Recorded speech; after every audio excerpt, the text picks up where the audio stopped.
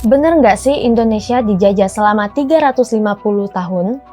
Halo teman-teman, aku Windy. Di sini aku akan mengajak kalian untuk kembali lagi ke masa penjajahan Belanda.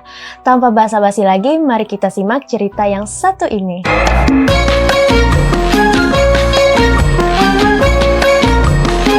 Oke, kita mulai dari awal dulu nih. Nah, di tahun 1596, 4 kapal dari Belanda mendarat ke wilayah Banten. Nah, tujuan mereka untuk ke Banten ini bukan untuk liburan ataupun backpackeran ya guys, tapi untuk mencari rempah-rempah.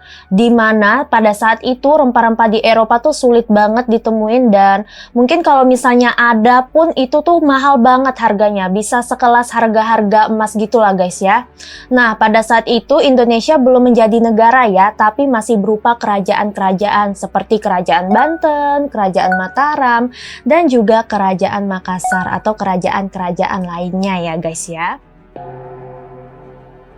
Nah, awal atau tujuan Belanda ini datang ke Indonesia kan untuk mencari rempah atau untuk berdagang ya. Tapi makin kesini tujuan mereka tuh udah beda. Mereka udah mulai nih bawa unsur-unsur bisnis-bisnis politik. Nah, terus juga udah mulai ikut campur urusan kerajaan-kerajaan lokal. Nah, sampai akhirnya di tahun 1602, Belanda pun membuat sebuah organisasi ya yang disebut dengan VOC. Nah, mungkin kalian tuh udah nggak asing lagi ya dengar nama-nama VOC. Nah, jadi VOC ini katanya tujuannya itu untuk mengatur sistem perdagangan yang ada di Asia. Tapi aslinya mah itu perusahaan setengah negara di mana ada tentara, terus mereka udah bisa buat perjanjian atau peraturan-peraturan sendiri dan bahkan bisa menyerang kerajaan-kerajaan lokal. Tapi semua itu nggak berlangsung lama hingga akhirnya VOC mulai korupsi dan banyaknya terlilit hutang-hutang di mana-mana. Sampai akhirnya di tahun 1799 VOC pun dinyatakan bangkrut dan wilayah yang mereka kuasai diambil alih langsung oleh pemerintah Belanda. Hingga masuklah ke fase baru yang disebut dengan penjajahan langsung. Mulai tahun 1800 hingga tahun 1942, Indonesia dinyatakan resmi sebagai koloni Belanda. Nah, disinilah awal mulainya cerita atau sistem yang nyakitin masyarakat dimulai.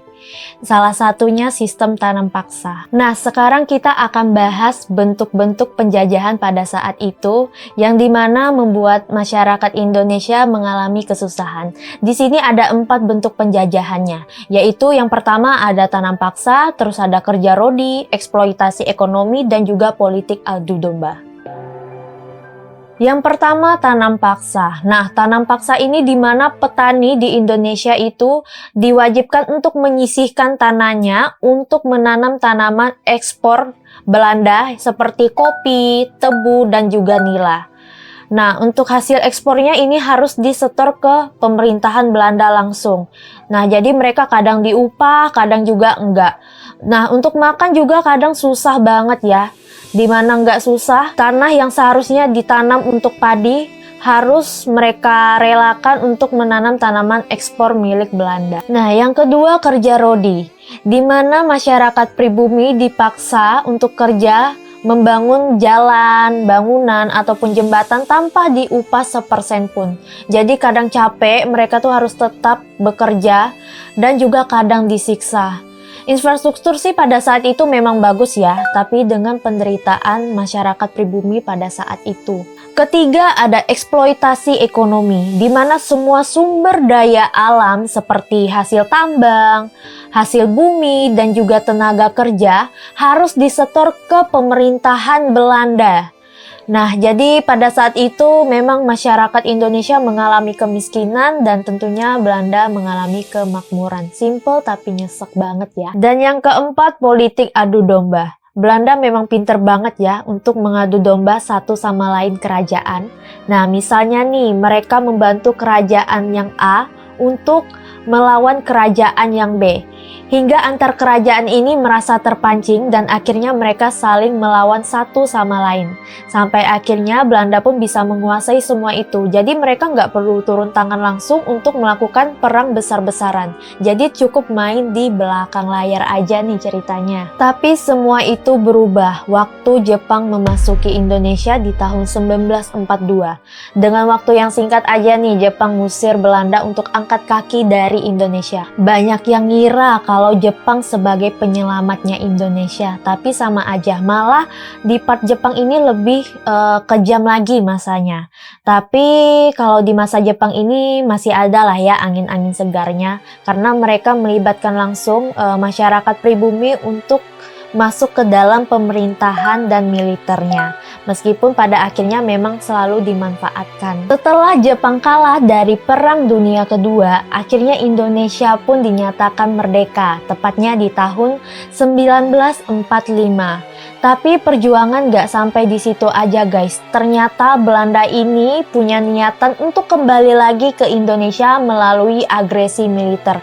Tapi penyerangan mereka itu bisa dihambat oleh perlawanan dari TNI dan juga masyarakat Indonesia. Nah, pertanyaan besarnya nih, bener gak sih Indonesia dijajah selama 350 tahun oleh Belanda?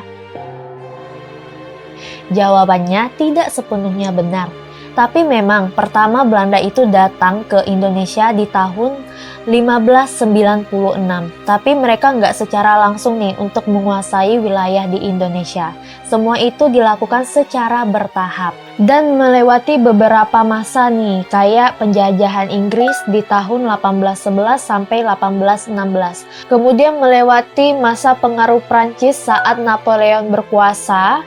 Dan juga untuk wilayah-wilayah seperti Bali, Papua, Aceh, itu tuh baru dikuasai pada akhir abad ke-19 dan awal abad ke-20. Nah, jadi secara adilnya Belanda itu menguasai Indonesia sekitar 150 sampai 200 tahun secara efektifnya. Tapi memang masa-masa koloninya itu panjang dan mendalam. Nah, oke, sekarang kita akan membahas dampak-dampak apa saja sih yang ditinggalkan oleh Belanda di masa penjajahannya. Di sini ada 4 dampaknya ya, guys. Yang pertama ada ekonomi, kemudian ada pendidikan, terus ada politik dan pemerintahan, dan yang terakhir ada sosial dan budaya. Yang pertama, ekonomi. Nah, di ekonomi ini masyarakat menjadi miskin, terus sumber daya terkuras dan mengalami ketimpangan ekonomi. Hingga saat ini masih ada beberapa daerah yang masih merasakan bekas-bekas ketimpangan ekonomi tersebut. Yang kedua, pendidikan. Di pendidikan ini Belanda cuma ngasih akses pendidikan ke sebagian masyarakat pribumi aja. Tapi mulai dari sinilah muncul tokoh-tokoh hebat seperti Pak Sutomo, Pak Ki Hajar Dewantara, dan juga Pak Soekarno. Nah, merekalah pelopor penggerakan nasional. Yang ketiga ada politik dan pemerintahan. Nah, di sini Belanda itu ngebentuk sistem administrasi yang menjadi dasar dari pemerintahan Indonesia saat ini, seperti pembentukan wilayah, struktur desa, kemudian kabupaten, kelurahan, kecamatan, dan juga sebagainya. Dan yang keempat ada sosial dan budaya, di mana muncul nih kelas sosial baru yang disebut dengan Eropa di atas, pribumi di bawah, dan juga munculnya budaya Barat melalui pakaian, makanan, dan juga sistem pendidikan. Jadi guys, penjajahan Belanda di Indonesia itu bisa dibilang kompleks banget. Gak sesimpel 350 tahun dijajah secara terus-terusan. Kita tuh melewati banyak fasenya, terus ada aktornya, dan juga dampaknya. Jadi, sebagai generasi sekarang, wajib banget dong untuk kita mempelajari sejarah, bukan untuk membenci ya, tapi untuk belajar dan bangkit dari masa lalu. Sekian untuk video aku kali ini, mohon maaf jika ada salah penyebutan ataupun informasi yang kurang. Jangan lupa untuk komen-komen di bawah ini, mungkin buat teman-teman yang ada saran-saran untuk video aku selanjutnya. Dan jangan lupa juga untuk like dan share video ini, dan subscribe channel YouTube aku. See you!